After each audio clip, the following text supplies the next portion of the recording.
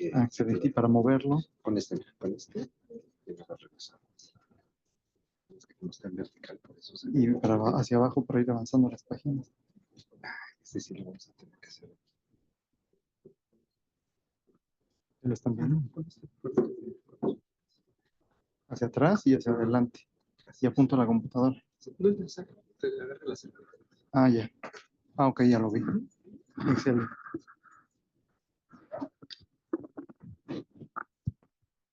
Bueno, buenas tardes, muchachos y muchachas. Vamos a empezar con una plática muy rápida sobre modelación econométrica, que es la base, el fundamento de lo que vemos en econometría, en la maestría en economía. Vamos a ver primero dos cosas, ¿no?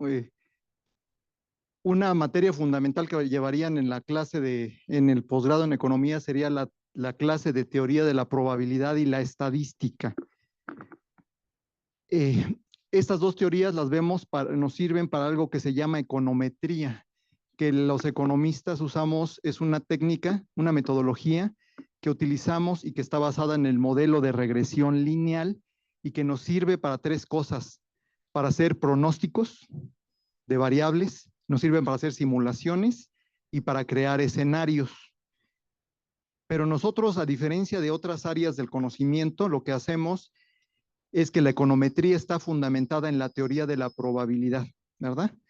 Y la teoría de la probabilidad la utilizamos porque estamos trabajando con datos. Lo que hacemos en economía, trabajamos mucho con datos y entonces son dos tipos de datos, ¿verdad? Hay dos tipos de datos cuando trabajamos en ciencias.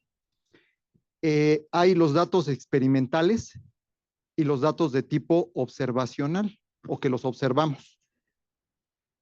¿Cuál es la diferencia que creen ustedes que existe entre los datos observacionales y los datos experimentales? Y si me dan un ejemplo.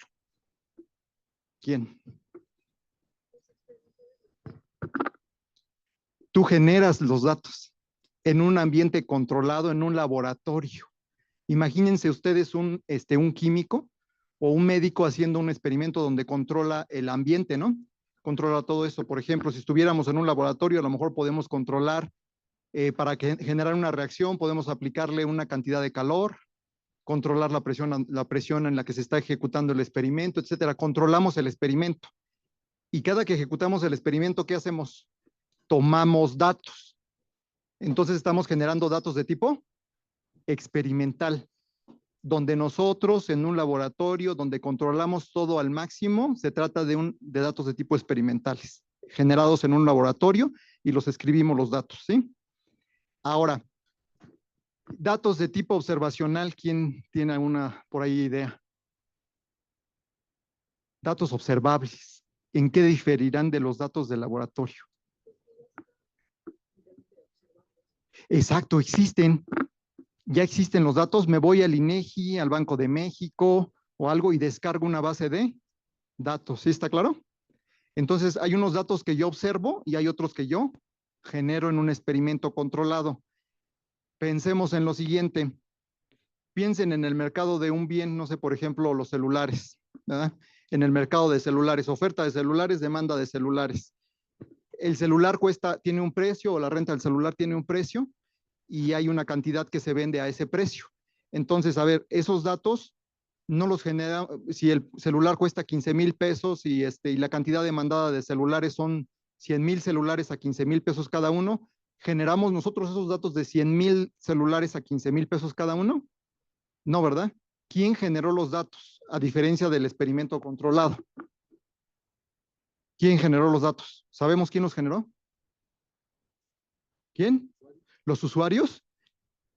Los usuarios de manera indirecta a través de su demanda, ¿verdad? Entonces, lo que está pasando es que el mercado se encargó de ¿qué? De fijar el precio y la cantidad vendida respecto a los celulares, al mercado de celulares. Entonces, nosotros sabemos, vamos a observar los datos de cuánto costó y cuánto se vendieron, pero no sabemos cuál fue el mecanismo que generó los datos. Esos son los datos de tipo ¿qué? Observacional, ¿verdad? Observables, datos observables, no generados en un experimento controlado. Ahora, yo los vi ahorita divirtiéndose con el dron allá afuera, que en una de las materias del posgrado se levantan los datos con drones. ¿Son de tipo observacional o experimental? Cuidado, no vayan a saltar luego la respuesta. Los datos que hacen, mueven el dron, lo bajan, lo descargas en la computadora, las shapes y eso. ¿Esos datos son experimentales o son observables? No salten de inmediato la respuesta, piensen en lo que estábamos diciendo. Cuando se van a consultar, pues son cuando los vas a consultar, pero de origen, ¿cómo son? ¿Son experimentales? ¿Tú controlaste que estaba lloviendo o no? No, ¿verdad? El dron, ¿qué hace? Solo toma ¿qué? Fotografías. Fotografías, si está tomando fotografías en un bosque de la capa arbórea, lo que hace es toma fotografías de la capa arbórea. El dron nada más nos sirve para observar ¿qué? Los datos. No estamos generando los datos, nosotros simplemente los estamos capturando, ¿verdad? ¿Sí queda claro? Entonces, la información del dron, información vía satelital, lo que nos da el INEGI, etcétera, todo eso es datos de tipo observable, que contrastan con los datos que yo genero en un laboratorio. En ciertas ciencias, como medicina, y eso, hacen muchos experimentos, ¿no? Algunos químicos, físicos también levantan ese tipo de experimentos, Hacen el experimento, lo vuelven a repetir, levantan en cada, sus variables en cada, o sus parámetros en cada vez que repiten el experimento. Y después el químico que está encerrado en el laboratorio, ¿para qué le sirven los datos? Para probar una teoría, ¿verdad? Prueba una teoría con los datos que él generó, controlados. Nosotros también, a los economistas o la gente que trabajamos en ciencias sociales o inclusive un financiero apostando en la bolsa, observa los índices del Standard & Poor's, el Dow Jones y todo eso los observa, son datos observables. Entonces, la diferencia, ¿cuál es? En los datos de tipo experimental, yo conozco el mecanismo que generó los datos, ¿verdad? Nada más los genero para verificar una teoría.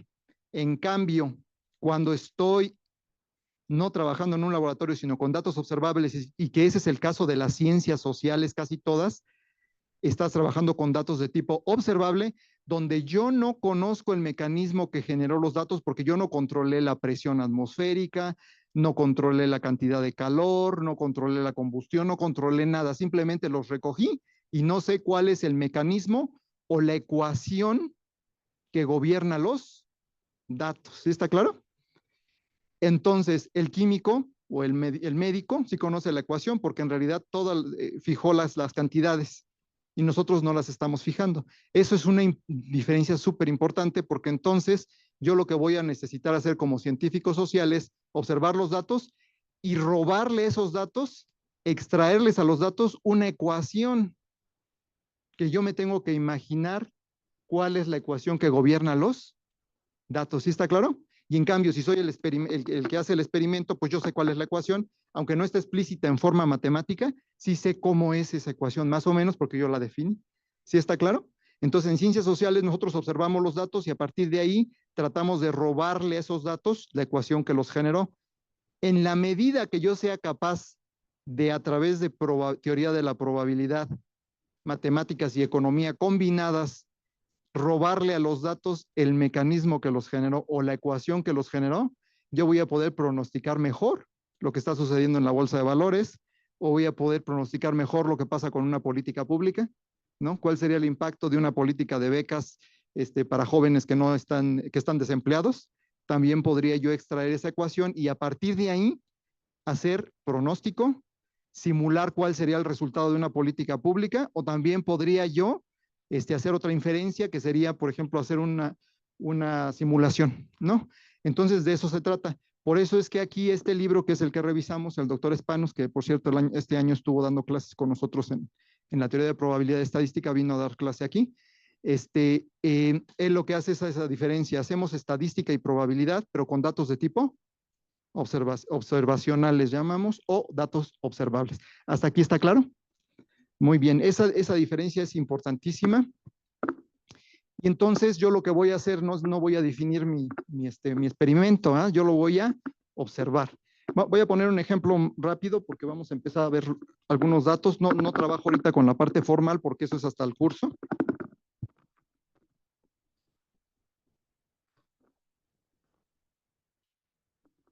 Observen ustedes.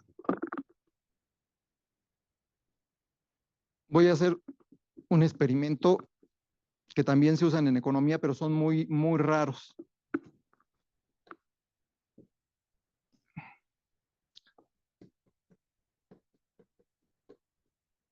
Supongamos que el INEGI me diera, así como habla, si ustedes entran al INEGI, encuentran los precios del jitomate, ¿no? Y la cantidad de vendida de jitomate, por ejemplo, que se usa para el índice de precios al consumidor. Vamos a pensar en marcadores en vez de jitomate, ¿no? Entonces, si ustedes fueran al INEGI, entonces, sí, a ver, a un precio, yo voy a fijar el precio, a un precio de 15 pesos, compañera, ¿cuántos marcadores me compras de estos a 15 pesos? 10 marcadores. A un precio de 16 pesos, compañero, ¿cuántos marcadores me compras? 7. ¿Cuánto les dije? 16, ¿verdad? 16, 7. Si se fijan, está pasando algo. Aquí que estoy haciendo, ¿son datos observacionales o datos experimentales? ¿Observacionales? ¿Yo estoy controlando algo o no? ¿Es como un laboratorio? No, sí estoy controlando el precio, ¿no? Sí. Si se fijan aquí, perdón, aquí les puse INEGI, este no es INEGI, este es un experimento. Estoy haciendo como un experimento social, ¿sí? Y si se fijan, cuando aumentó el precio, ¿qué pasó con la cantidad demandada? Cayó cuando sube el precio, ¿qué pasa con la cantidad demandada? A la baja. Pero aquí yo sí estoy haciendo un experimento porque estoy controlando ¿qué? El precio. Entonces puedo decir que la cantidad demandada es una función que inversa de él o que la derivada de la cantidad demandada con respecto al precio, ¿cómo es? Negativa. Pero yo aquí controlé los precios y obtuve ¿qué? Las cantidades que ustedes comprarían. ¿Sí está claro? Estoy generando yo los datos. Pero ese es el caso con los datos de los mercados financieros, de cualquier bien, del jitomate o de los marcadores. No, en la realidad nosotros no conocemos el mecanismo y más bien el INEGI nos da los datos, fue al mercado el INEGI, levantó una encuesta y determinó que era 2,5, 3,9 y yo solo ¿qué? Observo los datos. En cambio aquí sí yo conozco la ecuación que está implícita, sé que es una ¿qué? Relación ¿cómo? Inversa. Entonces sí queda claro cuál es la diferencia. Entonces, de eso yo creo que independientemente de que hagan esta maestría o hagan cualquier otra, hay que saber siempre bien claro con qué tipos de datos se trabajan en las diferentes disciplinas. Esto es importante porque tiene impactos para pronosticar mejor, ¿verdad? Para poder hacer buen uso de la probabilidad y de la econometría, que son herramientas para pronosticar. Ok, entonces vamos a ver, esa sería la primera cuestión. Aquí vamos a trabajar con datos de tipo observacional. No conozco el mecanismo que generó los datos, como en un experimento controlado, y entonces lo tengo que inferir. Pero ¿a partir de qué voy a inferir la ecuación que generó los datos? ¿Verdad? Pues la voy a inferir a partir de graficar.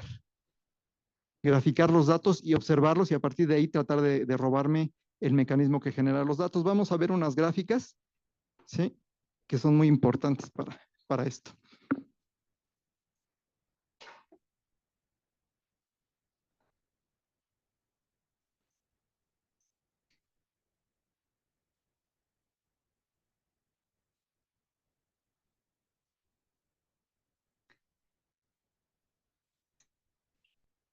¿Sí observan bien esto? Sí. ¿Sí los observan? Sí. Ok. Cuando ustedes, uh-huh, cuando ustedes van a un casino, ¿son datos observables, datos de tipo observacional o experimental? O si juegan baraja con un compañero o dados observacionales. ¿Por qué? Yo no sé cuál es el mecanismo que los generó, ¿verdad?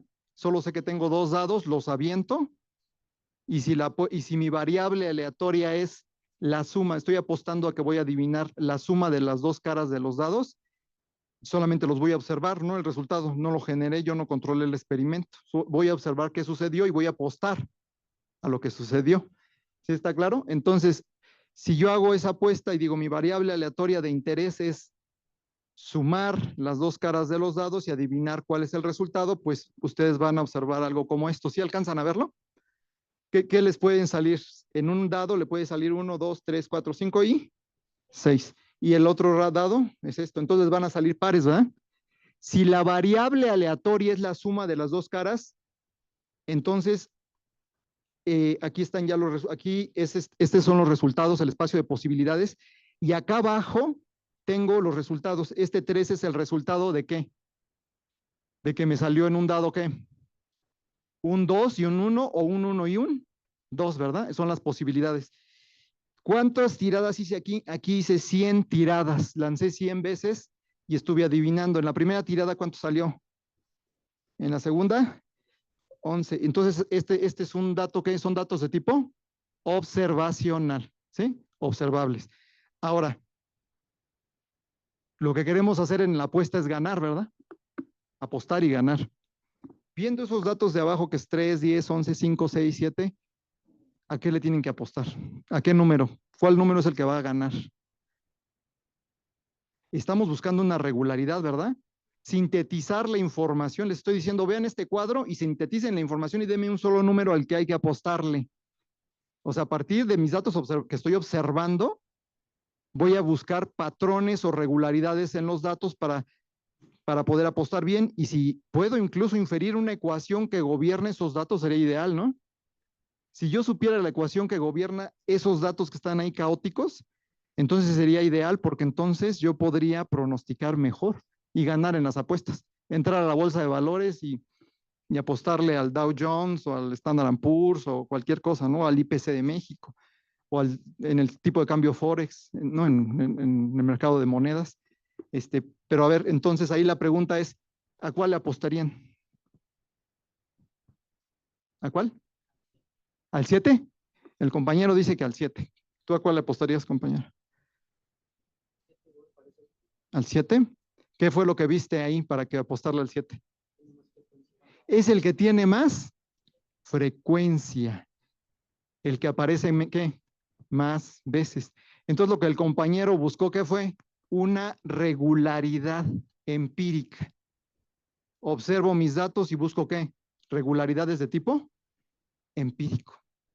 Y si esa regularidad empírica que vi así de a ojo, con mis ojos, la puedo mover a una ecuación, sería mejor. ¿Sí está claro? Porque entonces yo podría pronosticar mejor lo que va a suceder. Entonces ahora, aquí en una tabla no se ve muy claro, pero ¿por qué no observamos nosotros la gráfica? La tabla anterior es esta gráfica. ¿Qué tengo en el eje de las X? Las 100 tiradas. ¿Verdad? Por ejemplo, la tirada 10 que salió, un 2. ¿Sí está claro? Y así sucesivamente. Aquí ya se puede ver más clara la regularidad que dijo el compañero, ¿verdad? ¿Qué está sucediendo en promedio? ¿Qué está pasando? ¿Les gustaría, quién le apostaría al 1? Porque no hubo nada acá, no sucedió nada, ¿no? ¿Le apostarían al 12? ¿6 más 6? No, ¿verdad? ¿Me conviene apostarle al 9? ¿Dónde se ve que aparecen con más regularidad o es más frecuente, como dijo el compañero, la regularidad empírica que puedo ver en los datos observables es el 7? Y efectivamente, es lo que está ocurriendo en qué? En promedio. Entonces, la primera regularidad empírica que buscaríamos de manera intuitiva en los datos sería buscar la frecuencia. ¿Cuál es el que ocurrió con más probabilidad? El 7. ¿Se acuerdan esto cómo se llama? Un histograma de qué? De frecuencias. Si yo uno los puntos, también se llama densidad de probabilidad, función de densidad de probabilidad, y me dice la regularidad con la que ocurren ciertos eventos. Entonces, si yo quiero saber la probabilidad acumulada de que suceda algo entre el 2 y el 5, yo sumo estas barritas y sé con qué regularidad ocurre. Pero nosotros lo que tratamos de hacer entonces no es sacar la primera regularidad, que sería que los datos están gobernados por una distribución de ¿qué? De probabilidades que me van a señalar a dónde me conviene apostar. Y aquí donde hay más masa de probabilidades, en torno al 7, quizás con más menos 2 que desviaciones estándar. Pero entonces ya vimos que una primera regularidad sería que un histograma de frecuencias, y es el correspondiente a esta gráfica. Ahora, ¿cómo nos podemos imaginar ese histograma de frecuencias? Imagínense que cada una de estos puntitos es una masa, tiene un peso, ¿sí? Es una masa de probabilidad. ¿Han jugado Tetris? ¿Sí? No sé si es un juego ya muy antiguo, pero sí lo han jugado. Y entonces como que hay pesos y se desplazan cuadritos, ¿verdad? Se caen por su peso. Imagínense que cada una de estas barritas, cada uno de estos puntitos es una masa de ¿qué? De probabilidad. ¿Qué sucedería si ustedes voltean esa masa de probabilidad? Imagínense que voltean el cuadro. ¿Qué va a pasar y se desploman porque tienen un peso? ¿Qué se va a generar?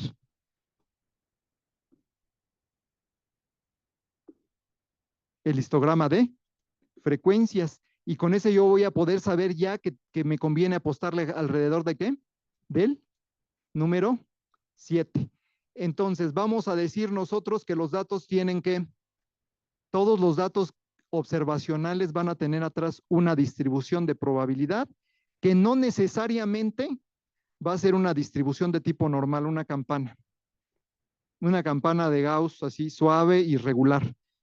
Vamos a ver un ejemplo real, porque este es un ejemplo que es más de apuestas, ¿no? De datos. Vamos a ver un ejemplo más real y ver que también esta primera regularidad empírica, que es un histograma o un polígono de frecuencias, lo pueden encontrar. Aquí están, miren, ahí están los pesos, si se fijan cómo cae en torno al 7. Ahora vamos a observar este otro. Este otro les voy a platicar que se trata de que ustedes entraran al mercado de tipo de cambio dólar americano, ¿sí?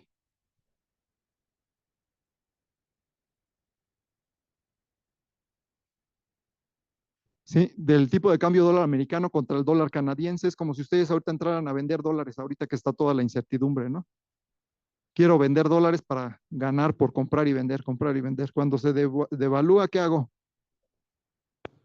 Compro caro y vendo. No, al revés, no, más bien compro barato y vendo caro, ¿verdad? Esa es la diferencia. Ok, ahora observen ustedes, esas son las tasas de cambio, las variaciones, lo que gané y lo que perdí, ¿verdad? Cada punto de la gráfica es lo que gané y lo que perdí. Estos datos de qué tipo son, observacionales o experimentales. Solo estamos observando cómo se comportó el mercado. Y de hecho, los financieros, la gente que trabaja en la bolsa de valores, lo que hace que es simplemente diariamente y minuto a minuto están revisando estas gráficas. Y con unas herramientas que son estadística y probabilidad, lo que hacen es que revisan el comportamiento de los datos y mediante algo que le llaman análisis técnico, que no es otra cosa más que tratar de determinar probabilidades de ocurrencia de un fenómeno, de un evento. Entonces, con eso ellos pronostican y tratan de tener ecuaciones que les permitan pronosticar a futuro, ¿no? Entonces, ahí, ¿en qué difieren estos datos? ¿En qué difieren estos datos de los datos que acabamos de ver en la gráfica anterior? ¿Alguien ve algo diferente? ¿Qué? ¿Hay más eventos? Pues sí, porque son minuto a minuto, ¿no? Son muchos datos. Pero observen que hay algo en torno a esta gráfica.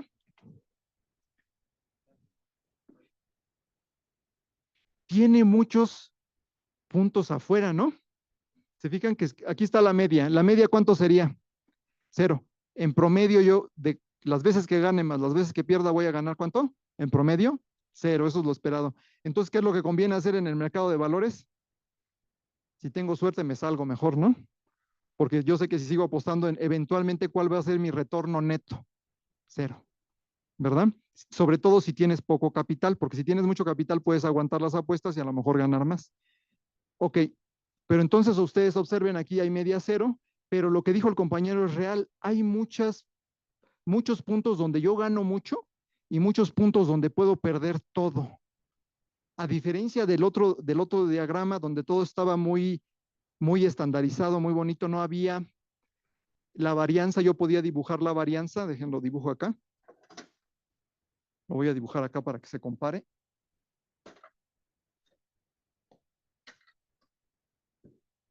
En estos datos, en los datos del dado estaba así. ¿Sí? Una media, ¿de cuánto era la media? De 7. Y la dispersión era más o menos constante, a lo mejor más 2, menos 2, ¿verdad? Aquí al contrario, aquí lo que está pasando es, observen cómo es así.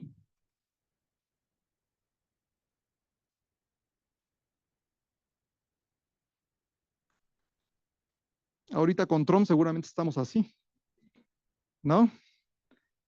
Entonces observen ustedes cómo en los datos del tipo de cambio,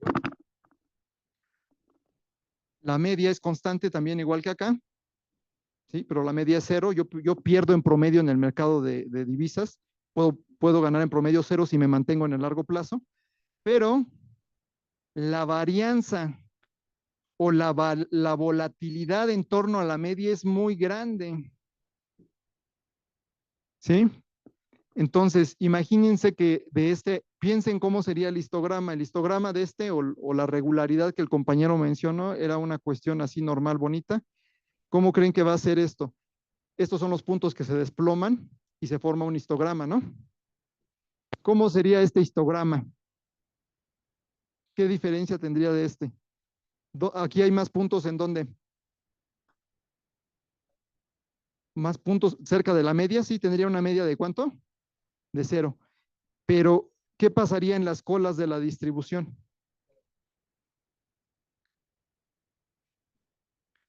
Habría muchos puntos en las colas, ¿no? Y cuando lo voltee y se desplace como el Tetrix, lo que va a pasar es que las colas van a ser como pesadas. Aquí va a haber muchos datos. Y acá no eran tan pesadas, eran unas colas chiquitas, pequeñitas, no anchas. Acá son colas ¿qué? Anchas. ¿Por qué?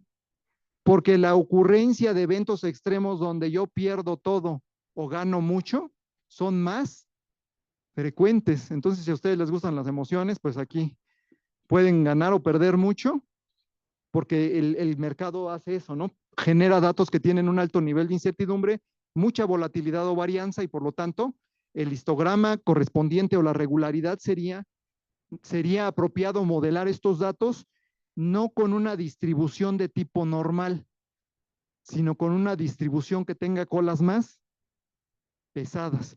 Y a lo mejor esa distribución puede ser una Gumbel, una de valores extremos, una distribución Gumbel, Weibull, una T de Student, y a lo mejor la ecuación asociada a esa distribución me va a permitir pronosticar más la ocurrencia de ¿qué? De eventos extremos. ¿Sí está claro? Y también muchos fenómenos climáticos, por ejemplo, tienen esa distribución. Huracanes, lluvias, todo esto que está sucediendo últimamente puede tener una distribución con colas extremas. Pero entonces, en conclusión, los datos son observacionales y como tales yo voy a asumir que están gobernados por una distribución de probabilidad y yo puedo cambiar esa distribución de probabilidad. En la medida que yo pueda seleccionar de las distribuciones de probabilidad existentes la mejor para modelar mis datos, entonces yo voy a poder pronosticar mejor y ganar más, ya sean unas apuestas o podría ser un mejor pronóstico para una política pública o podría ser mejor una simulación de algún ejercicio tipo financiero, comercial, etcétera. ¿Sí está claro? Entonces aquí hay que empezar a determinar esas regularidades y después vaciarlas a ecuaciones. Esas regularidades, si yo ya determiné la función de probabilidad que gobierna los datos, entonces es más probable que yo pueda tener la ecuación que los gobierna y pronosticar muy bien esos datos. ¿Sí? Ok, entonces la primera regularidad sería esa. ¿Qué probabilidades, qué distribuciones de probabilidad han visto, no sé, desde la preparatoria? A ver, díganme algunas. Que se acuerden el nombre, aunque no sepan cuál es la ecuación. ¿Cuál? La exponencial, ¿cuál otra? Binomial, Bernoulli, ¿verdad? Y cada una sería para un tipo de fenómeno diferente, ¿verdad? La distribución tipo F, etcétera. Entonces, sería ideal conocer cuál es la distribución que generó los datos, el mecanismo que generó los datos subyacentes y a partir de ahí pronosticar. Muy bien. ¿Algunos de ustedes han visto una película que se llamaba Blackjack? Creo que ya es viejita. ¿La han visto o no? De unos chicos del MIT que se iban a apostar a Las Vegas. ¿Sí la vieron o no? Que se iban a apostar a Las Vegas y que los eligieron precisamente porque dos de ellos eran genios y entonces tenían una calculadora en la cabeza. ¿Han sabido de gente que puede calcular sumas infinitas rápidamente? ¿Sí? Entonces, gente como esa es como tienen un procesador o una computadora en la cabeza y existen. Entonces la película fue real y en realidad lo que hacían es que elegían a chicos que tuvieran esa capacidad de procesar datos rápidamente, hacer cálculos rápidamente y entonces podían calcular probabilidades rápidamente en la cabeza, porque son cálculos muy sencillos. Si te sabes la fórmula, puedes sacar la probabilidad de que ocurra un 6 de que ocurra un 5, y en realidad lo que estás infiriendo tú que es la distribución de probabilidad. Imagínense que ustedes tuvieran esa posibilidad de hacer los cálculos de la función normal o la t-de-Student en su cabeza, rápido. Pues nos iríamos rápido al casino, ¿eh? Y ahí llego, y de eso se trata la película, se las recomiendo que la vean, es muy buena. Se llama Blackjack, se llama Blackjack, ¿verdad? Sí, creo que sí, es del juego de las cartas. Entonces lo que hacían era que iban y como ya ellos podían hacer los cálculos rápidamente y el casino te garantiza que los juegos de azar se comportan bien, entonces ellos hacían los cálculos rápidamente, apostaban y ganaban. Nosotros en la vida real podemos hacer lo mismo para el sector financiero, para la política pública, etcétera, solo que nosotros podemos usar computadora y programas como R, Python o lo que querramos usar, ¿no? Nada más que lo hacemos más lentamente, pero lo hacemos con un programa y nos puede ayudar a procesar millones de datos, inferir las distribuciones y apostar con la mayor probabilidad de que va a suceder algún evento. ¿Hasta ahí estamos claros? Entonces, siempre que, aunque ya no regresen por acá, los datos que tienen atrás, si son datos observacionales, ¿quién los gobierna? ¿Una función de qué? De densidad de probabilidad. Si estamos hablando de datos aleatorios, siempre va a haber un mecanismo subyacente que los gobierna y de ahí son las extracciones aleatorias.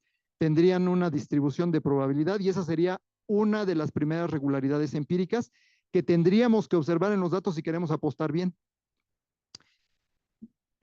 2. Vamos a ver otra regularidad empírica y que también está en estos datos, ¿verdad? A ver, les voy a poner otra gráfica. Entonces ya vimos la primera, ahorita nos encerramos esa y nos quedamos con que los datos tienen una distribución de probabilidad. Ok.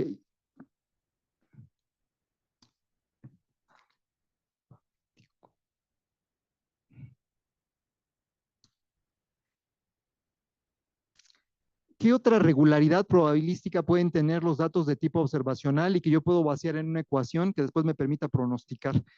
Sí. Regresemos al tipo de cambio.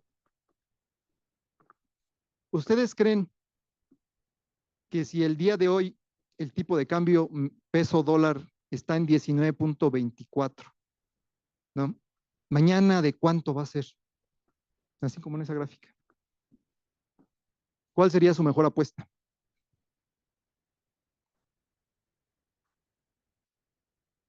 Cualquier número, compañera.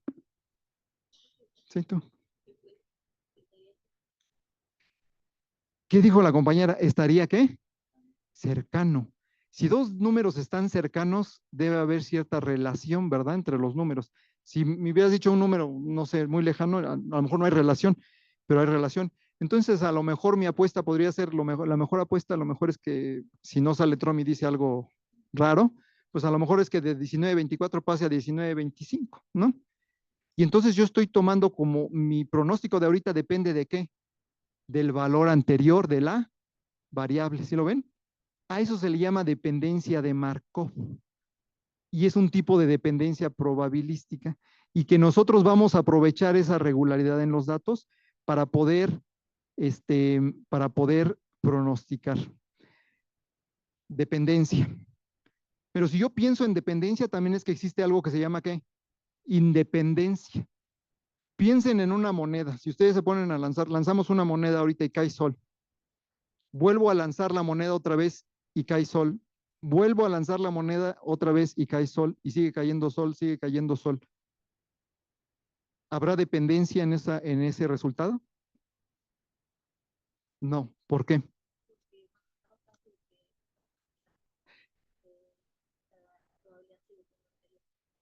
Exacto. Entonces, lo que dijo la compañera, si la moneda es justa, entonces yo sé que ese es un experimento de azar simple, donde si cae sol ahorita no depende de que cayó sol en la anterior. Entonces, los datos ¿cómo son? Independientes, ¿verdad? Si ustedes van a un casino, esperan que los datos sean, que la ruleta salga un resultado y dependa del lanzamiento anterior de la ruleta, ¿qué esperarían? ¿Que fueran dependientes o independientes? Independientes. ¿Y quién garantiza eso? El gobierno federal, ¿no? ¿Se acuerdan que hay un interventor de la Secretaría de Gobernación que luego no sabemos ni por qué está ahí? pero siempre va, ¿no? Dicen, el interventor de la Secretaría de Gobernación, él vigila que los datos sean como, las máquinas generen datos que sean como independientes, porque si fueran dependientes, entonces nos están haciendo trampa. ¿Sí está claro? Piensen nuevamente en la moneda. Si el compañero con el que estoy echando volados no se da cuenta, yo rayo la moneda un poco, ¿verdad? Y empezamos a echar volados y empieza a caer sol, ahí sí hice, yo le induje ¿qué? Dependencia probabilística a los resultados de la moneda, porque la rayé, ¿verdad? La baraja, ¿por qué cuando ustedes juegan baraja, en una apuesta real siempre sacan una baraja nueva, ¿verdad? ¿Por qué? Porque si ya está desgastada, podemos saber los resultados y podría haber ¿qué? Dependencia. Entonces, si el experimento es justo o es un experimento azaroso completamente, entonces ahí, no, ahí los datos serían independientes. Ahora observen lo del tipo de cambio. ¿Son datos dependientes o independientes? ¿Por qué serían dependientes? ¿Sí? Si se fijan ustedes, aquí hay como clústeres, ¿verdad? De repente estaban acá arriba y se amontonaron acá todos y pasó algo que le llamamos en macroeconomía el efecto manada. Yo veo que mi compañero empieza a vender sus activos y ¿qué hago? Me pongo nervioso. Y entonces, ¿qué hago? Empiezo a vender el otro, vende el otro, vende el otro y se hace una dependencia probabilística muy alta que si yo la puedo capturar en forma de una ecuación, también puedo pronosticar cómo se va a comportar ¿qué? El tipo de cambio. ¿Sí está claro o no? Ahora, entonces ahí hay dos cosas, dependencia o independencia. Entonces los datos observacionales no solo tienen una regularidad que es su distribución de probabilidad, van a tener otra regularidad que se va a llamar como dependencia o independencia. Casi todos los datos de economía, ciencias sociales van a ser datos dependientes. Independientes solo los juegos de azar y los casinos que sí estén vigilados, ¿no? Ok, ahora, entonces ya vamos por un segundo patrón en los datos, que sería el patrón de dependencia. Para aclarar el patrón de dependencia o independencia, vamos a ver otro gráfico, porque son datos de tipo observacional. Uh-huh. Ok, a ver, el que hizo el libro, hizo este gráfico. Imagínense que ustedes son un grupo ahorita y les doy un examen de incisos, ¿sí? Les doy un examen de incisos y me salgo. ¿Qué hacen ustedes? ¿Qué hacen ustedes? ¿Se comportan bien o no? ¿Qué es lo más probable que hagan? Que las calificaciones me van a salir dependientes o independientes. Como hay cámaras, esa sería una forma de vigilarlos, ¿no? Pero al final del día, si ustedes se fijan, si yo me quedo aquí, los separo a ustedes con una distancia sensata, me aseguro que los datos que voy a obtener, las calificaciones, ¿cómo van a ser? Independientes. Pero si yo me salgo, pues probablemente vayan a ser como dependientes. Ese tipo de dependencia es la misma que vimos con el tipo de cambio. ¿Qué características ven en la dependencia? ¿Es la misma la del tipo de cambio que la dependencia en los exámenes? No, en el tipo de cambio observamos lo que pasó hace un minuto, ¿verdad? La distancia o la dependencia está en términos de ¿qué? Del tiempo. Es dependencia de tipo temporal. ¿Sí está claro? Y en cambio, la de las calificaciones, ¿de qué depende? ¿De qué tipo de dependencia es en el tiempo? No, porque todos están haciendo el examen al mismo tiempo. ¿La dependencia de qué tipo es? Por ahí ya lo dejó alguien. En el espacio. ¿Sería dependencia qué? De tipo espacial. Hay diferentes tipos de dependencia para los tipos de fenómenos con los que estén trabajando. La gente que trabaja con los drones están trabajando dependencia probabilística espacial. Ven si la temperatura en un píxel está correlacionada con otro píxel, con otro píxel, con otro píxel, y con eso hacen un pronóstico, una simulación o una prueba de hipótesis sobre el comportamiento de la vegetación, por ejemplo. Los de la bolsa de valores lo que les interesa es lo que pasó hace ratito para apostar en la que sigue, entonces les interesa la dependencia temporal. Y a mí como maestro me interesa la espacial para que no se copien, ¿no? Ok, entonces el profesor hizo este ejercicio. Ahora, lo que hizo él fue que él agarró y dijo, a ver, tenemos aquí la dependencia y le encargó a uno de sus ayudantes, a uno de sus becarios, que colectara las calificaciones. Entonces el primer estudiante sacó ¿cuánto? 90 y tantos, este sacó 45 y así, y los registró el estudiante. Pero el ayudante, el becario, pensó que le ayudaba al profesor si los acomodaba en orden alfabético. ¿Qué hizo el estudiante?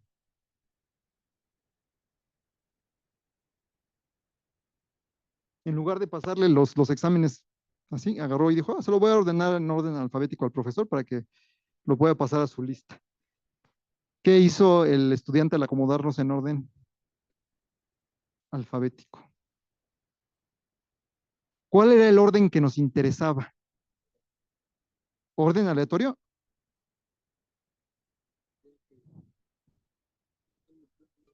No. A ver, ¿ustedes están sentados en un cierto orden?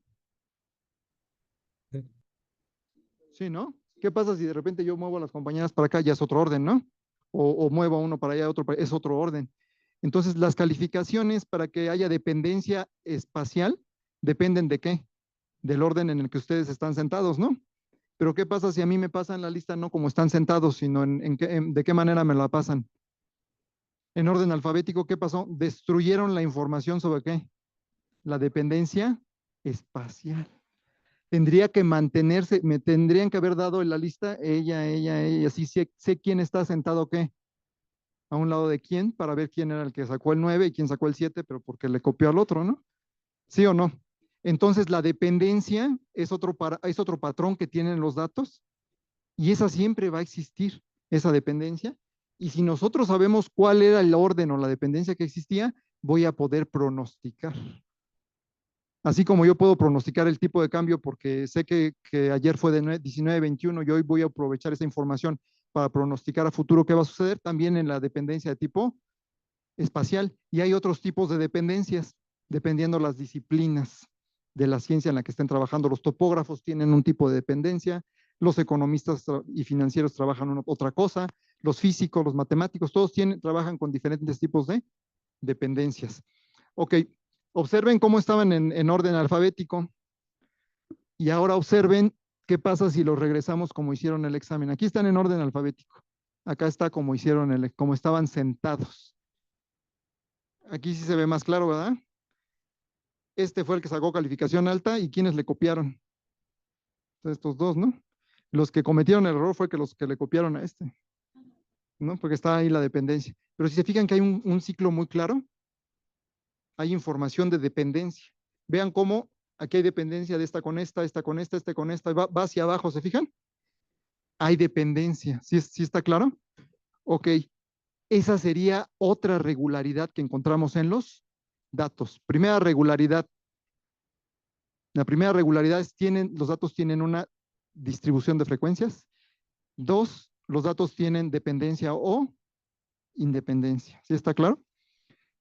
Y una tercera posibilidad es que ya que tengo las regularidades y yo sé que hay una distribución de probabilidad, esta distribución de probabilidad aquí en este experimento es exactamente la misma en cada tirada, es exactamente la misma distribución de probabilidad, ¿sí? ¿Y qué está pasando acá? ¿Es la misma distribución? Vean acá, es así, acá es chiquita, y acá es grande, acá tiene una dispersión tremenda. Y entonces, ¿aquí qué está pasando con la distribución de probabilidad que gobierna los datos? Va cambiando en el tiempo, pero también puede cambiar en qué? En el espacio o en el orden que estemos trabajando. Entonces, al final del día, los datos también podrían ser idénticamente distribuidos o no idénticamente distribuidos. Es decir, la distribución puede cambiar o se puede mantener siempre la misma. En los experimentos de dados y monedas asumimos que hay una regularidad y que siempre se mantiene la misma distribución a lo largo del tiempo o del eje con el que yo estoy trabajando. En cambio, en los datos de ciencias sociales generalmente las distribuciones cambian y entonces por lo tanto los resultados cambian y eso también hay que considerarlo para hacer la modelación de tipo empírico. Entonces, con esto estamos teniendo, ¿qué hora tienen por ahí? ¿Ya pasó la hora todavía? ¿A qué hora empezó? 4:30, ¿eh? Ok, yo con esto entonces voy a ya empezar a cerrar. Los datos tienen patrones. Yo voy a tratar de agarrar los patrones y si estoy trabajando con Big Data, 5 millones, 10 millones, 50 millones de datos, voy a tratar de inferir la distribución de probabilidad que los gobierna. Si dentro de esos datos hay patrones de dependencia, si los datos son homogéneos o heterogéneos, y una vez que yo conozca esas tres características, y si soy capaz de vaciarlas en una ecuación matemática, ¿verdad? Más un término de error, yo voy a poder pronosticar, voy a poder simular, voy a poder hacer escenarios de política pública, política económica, modelos macroeconométricos, modelos microeconométricos, pronosticar comportamiento de agentes, pronosticar comportamiento agregado, y eso es lo que buscamos hacer en econometría, vaciar estos patrones a ecuaciones, y de eso se trata la econometría. Al final, nosotros utilizamos métodos de estimación y algo que se le llama el modelo de regresión, pero lo vamos complicando dependiendo cómo se comporten los datos, pero la finalidad última es tener el mecanismo que generó los datos vaciado en una ecuación que a mí me permita pronosticar lo que va a suceder en función de esos patrones que están ahí, y de eso se trata el curso de probabilidad y estadística, ¿no? Tomar los datos que yo generé con los drones y después hacer un modelo econométrico para poder pronosticar la información que me dijo el dron con un modelo econométrico y mezclarlo con información teórica como podría ser la teoría ambiental, la teoría ecológica, la teoría financiera, los modelos marcovianos, cualquier tipo de modelo, pero todo enmarcado en esta teoría de la probabilidad y la estadística, que es como el fundamento para poder pronosticar, simular y probar teorías. De eso se trata el curso. Y es un curso muy interesante porque al final del día lo que tratamos de hacer es que ustedes lleven a eso y lo puedan, después ya que sepan generar los mecanismos generadores de información, los puedan llevar a Python, a R, y de hecho el curso incluye que empezamos a hacer programación, ¿no? En R y en Python, para que ustedes lo apliquen ya sea en medio ambiente o en finanzas o en macroeconomía, microeconomía, o inclusive en la parte espacial, mucha gente trabaja con modelos que tienen que ver con distribuciones espaciales, cuestiones de ese tipo, ¿no? Entonces, o con información satelital, todo lo que sea datos observables, tratar de encontrar los mecanismos que generan los datos, estimar los parámetros y a partir de ahí poder hacer buen pronóstico. ¿Hay alguna pregunta? ¿Tienen alguna duda? Espero haya servido un poco de introducción de para dónde va el curso de probabilidad estadística y el de econometría dentro de la maestría en economía de que ofrece el Instituto de Investigaciones Económicas. ¿Dudas? ¿No? ¿Todo bien? Bueno, entonces no hubo dudas. Qué bueno. Ok, perfecto. Pues nos vemos. Se cuidan mucho. Suerte.